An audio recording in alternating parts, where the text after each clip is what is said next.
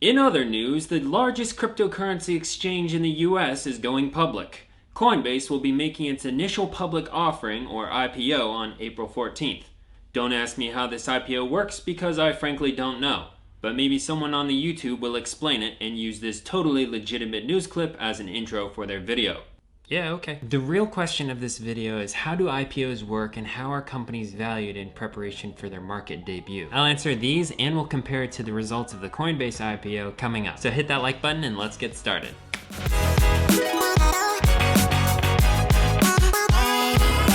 Hello there, my name is Caleb and my goal is to teach you financially what the news doesn't. I'm truly honored that you're here. The Coinbase IPO marks the transition in the company's life from private to public ownership. Many companies go public to raise funds for their future plans. This could be anything from research and development to expansion of manufacturing for a certain product line. Instead of operating on debt or the speed of sales, going public would mean a quick influx of cash in exchange for giving public shareholders a say in the company's major decisions. So when a company wants to go public, it'll hire an investment bank to help it set up its IPO. A lot of this involves valuing the company. A lot of people don't understand how the valuation process works. Or are these just arbitrary values given? I think given its physical size, this company really has the capacity to continue growing its services delivered for years to come. Oh, for sure. I mean, the four corners of this company are a bit inflated, but that's really what you need for this kind of industry. Yeah, agreed. I think its valuation is about $1,000. I don't know. There are a lot of people who want a piece of this company, especially as it gets warmer out. I'm thinking the valuation might be a little higher, maybe $1,200. I can see that. Personally, I'll be riding this company for the long haul. Yeah, this is a rider for sure.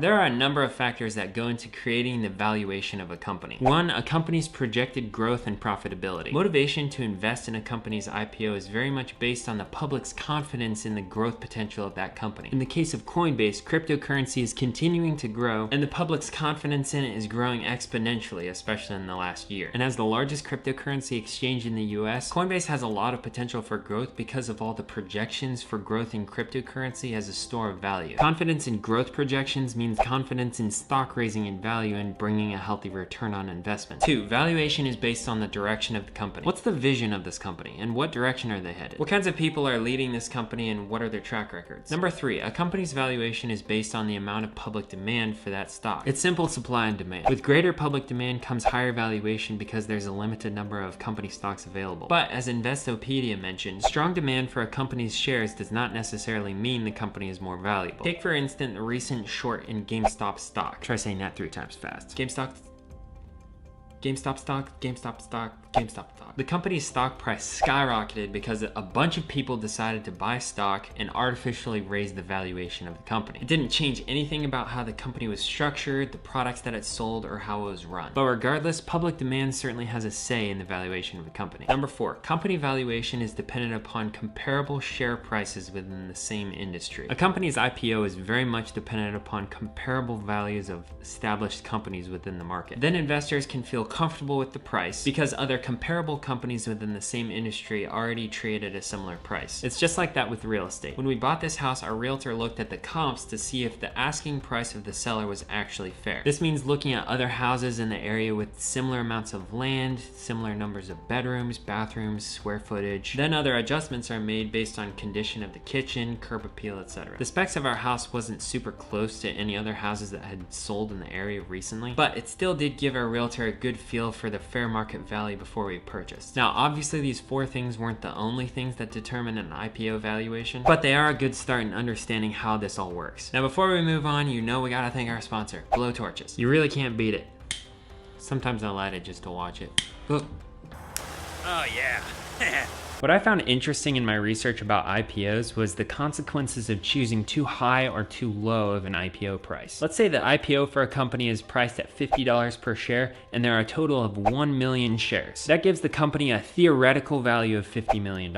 But when the stock goes on sale, it promptly raises to $100 per share and stays there. That means the company lost out on a huge chunk of change because people were buying their shares at a lower price than what the perceived value was. They lost out on millions of dollars of funds just just because their shares were underpriced. On the other hand, overpricing an IPO can mean fewer sales and less hype the day of the IPO. Investors aren't stupid. There's an immense amount of research that goes into a company before determining if the valuation actually makes sense. Like more research than what I did for this video. Investors are looking at all the things I mentioned earlier in this video, plus a lot more. And an overpriced IPO means that the company's not going to raise the kinds of funds that they expected they would. And the stock and the excitement for the company will probably drop. Trust me, companies want as much excitement as possible surrounding their IPO. So what happened with the Coinbase IPO? The NASDAQ, which is the stock exchange where Coinbase was being listed, set their reference price at $250 per share. Now this doesn't mean that the opening price was $250. The reference price is just based on the trading price within private markets before IPO. I don't actually know what that means. I just rephrased a sentence I saw in MarketWatch. What can you do? When the Coinbase IPO became available on April 14th, the opening price is $381. A lot of people bought in, which raised the price up to $429, which was 13% higher than where it debuted. But the market does what the market does. Up and down, around. Kind of makes you feel like you're riding Steel Vengeance at Cedar Point. What an utterly terrifying roller coaster. At market close, Coinbase stock dropped down to $328. Clearly below the opening price. Today, the price is at $293 per share, which is about 23% lower than where it debuted on the NASDAQ. Now, I'm not an investor. Well, technically I am since I have a 401k, but I'm not an investor in a traditional sense. I don't have the knowledge, nor do I have the expertise to determine if the Coinbase IPO is overpriced or not. In the very short term, it appears that it was. The very short term. Ultimately, however, I think Coinbase will do fine. Its growth has a lot of potential because of the forecast of cryptocurrency, and it gathers a percentage of every exchange that happens on its platform. If Bitcoin itself hits $400,000,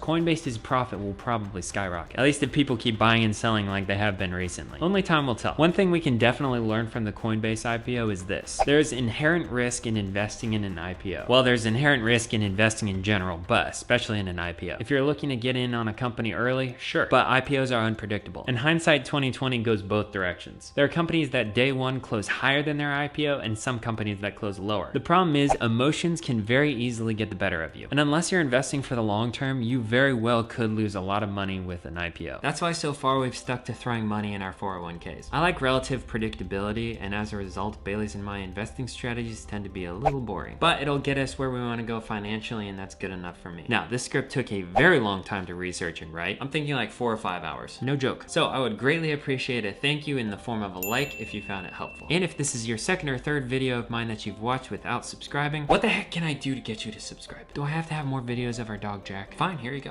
And remember, money does not have to be confusing. You can control it. Now, please go like and subscribe. Please go like and subscribe. Well, it's not a growing company, but as long as the weather holds, I think it'll be consistent. Will it pay dividends to its shareholders? Yeah, dividends in grass. Lots and lots of grass. All right, now the British version. In other news. Oh man, can't take myself seriously. I hope I don't offend any Brits. Coinbase will be making its initial public offering, or IPO. Yeah, it sounds really bad. I should probably just use that, the American version.